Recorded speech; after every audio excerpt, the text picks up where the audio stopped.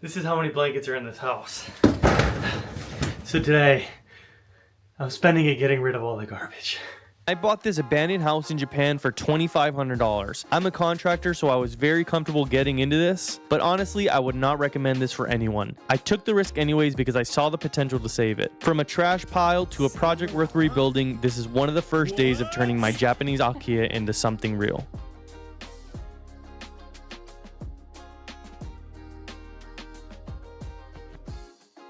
All right, so we're back at the house. We have a lot of work to do. We left for 2 weeks because we went on a trip across Japan. This is definitely not in livable condition right now. Luckily, we have my friend's house up the street, 15 minutes away. We've been staying there. But I would like to get this house in livable form as soon as possible.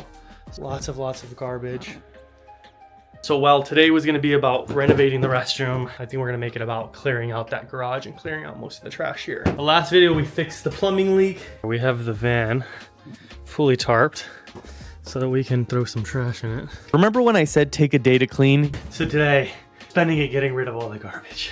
Yeah, that turned into 5.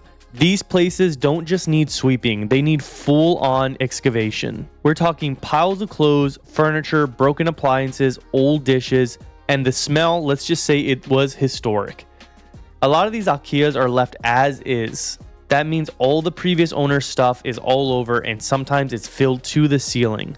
There's no staging, no cleanup, no junk haul. That's something you really have to be prepared for if you're thinking about doing this. Buying the house is the easy part. For me, I used Akiya Mart. They've got listings from all over Japan. Their membership is $11 a month and you can look at all the homes they have listed across their website. The best thing is if you find a home and you want to try it yourself, you can always go and use your own realtor. If not, they also have their Akiya direct service. And their direct service handles everything. Paperwork, agent communication, translation, even ownership transfer. At the time, it cost about $4,000 on top of all the other fees, but honestly, flying out there, navigating the system yourself, you'd easily spend the same if not more. It's what happens after the paperwork that can get overwhelming fast. Here's the thing, these homes can be a great opportunity if you know what you're getting into. Don't expect a cute fixer-upper HGTV moment. Expect layers of dust, cultural differences, weird rules about plumbing, and a lot of head scratching.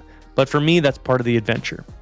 Also, not all Akiyas are $2,500. Some are $20,000, some are $80,000, and they're often in remote towns where renovations, utilities, and even finding help can be a real challenge. Luckily, this one is in a very populated area with 100,000 people city, and we have another one that is our primary residence that needs absolutely no work. When you buy one, don't expect to be able to stay in it within the first couple days or sometimes even months.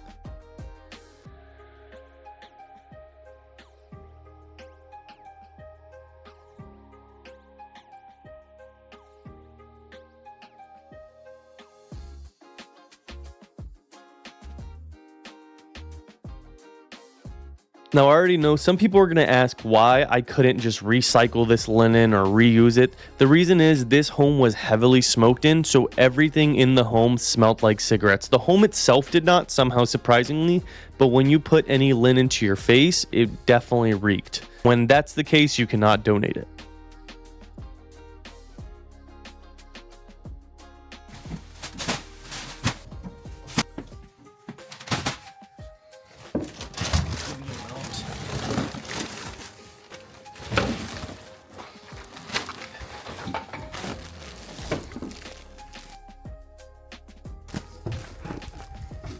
Quite literally a mountain of linen.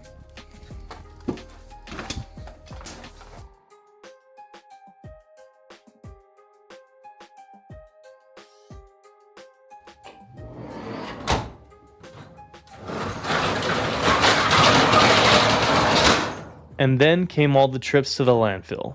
All right, so no luck. I came here and she said only for contractors are you allowed to throw trash here. All right, we went to a place across the street and apparently they only take scrap metal. We're on our way to the next place. The next place is 15 minutes away. Let me just say the people at this facility are awesome. Tractors everywhere on piles. This guy was so friendly. The guy there was, and the lady too, were genuinely extremely helpful.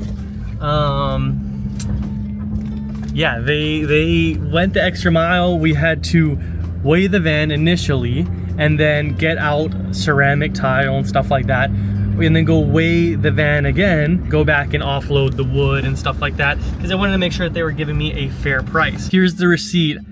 3,400 yen, 3,740 yen for all that garbage. So that works out to about 28 bucks, which is really not that bad. $28 to get rid of my toilet, get rid of that giant piece of wood.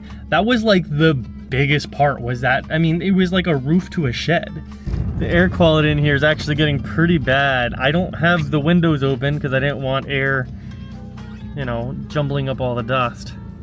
But even with the windows closed and without the AC running, I can see the dust in here. So I had to put a mask on. Yet another trip in the loaded to the top K van. 36 minutes to the waste site. This is our probably 5th or 6th trip to throw trash. Maybe third to that specific site that's 38 minutes away. And 3 to the other one that's 18 minutes away. So it beats spending $5,000 to empty out the house. I think I'm only at about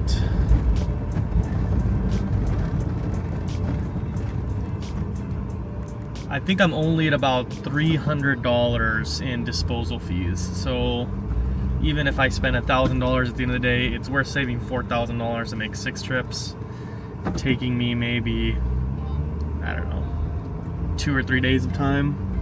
And that's because when you pay the $5,000, they most of the time, you already have to separate all the trash you want and don't want. So a little bit of a shame.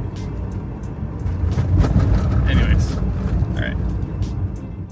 Every area is going to be completely different on how you handle trash and if there's even any industrial waste centers. It took me 1 full day of driving around to find one that finally let me throw trash, because some of them require you to be a licensed contractor. It's extremely difficult to deal with trash, especially when you're dealing with an industrial level like this. Unlike the United States, you can't just toss everything in a giant dumpster. Everything in Japan needs to be meticulously sorted. Burnables, plastic, metals, large appliances, each one has a different process and sometimes even different collection points. For large-scale waste, there's industrial waste centers. You'll usually need to work with a licensed disposal company. That includes things like toilets, air conditioners, construction debris, and anything considered hazardous. The key is check with the local city office before you toss anything. Some areas require permits, others will fine you if you leave something in the wrong spot. It's a little more work, but honestly, that's what makes Japan's waste system so clean and efficient. You just gotta play by the rules. Now we've emptied out most of the house. We still have a couple things left, but next on the list is to get the toilet room usable. But for now, our trips of going to the landfill have come to a halt as we continue to make other progress on the home.